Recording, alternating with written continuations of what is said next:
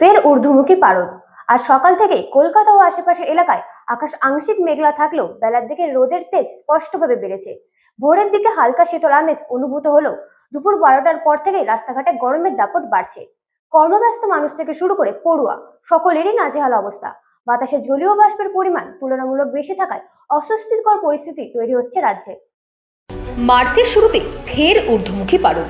আজ সকাল থেকে কলকাতা ও আশেপাশের এলাকায় আকাশ আংশিক মেঘলা থাকলেও বেলার দিকে রোদের তেজ স্পষ্টভাবে বেড়েছে। ভোরের দিকে হালকা শীতল আমেজ থাকলেও সকাল গড়াতে না গড়াতে আরাম যেন কোথায় উধাও। দুপুর 12টার পর থেকে রাস্তাঘাটে গরমের দাপট বাড়বে। কর্মব্যস্ত মানুষ থেকে শুরু করে পড়ুয়াদের সবার নাজেহাল অবস্থা। বাতাসে জলীয় বাষ্পের পরিমাণ তুলনামূলক বেশি থাকায় অস্বস্তিকর পরিস্থিতি তৈরি হচ্ছে। আজ বৃষ্টির তেমন কোনো সম্ভাবনা নেই আবহাওয়া দপ্তরের পূর্বাভাস অনুযায়ী। দক্ষিণবঙ্গের কিছু জেলায় বিকেলের দিকে হালকা মেঘ জমতে পারে, কোথাও কোথাও আবার দমকা হাওয়াও বইতে পারে। আগামী 2-1 দিনের মধ্যে তাপমাত্রার আরও খানিকটা বাড়তে পারে। পশ্চিমবঙ্গের শুষ্ক হাওয়া ও দক্ষিণ দিকের উষ্ণবায়ুর প্রভাবে ধীরে ধীরে গরমের প্রকোপ বাড়বে বলে আবহাওয়া দপ্তর সূত্রে জানা গেছে। Bureau report, রাতদিন news network.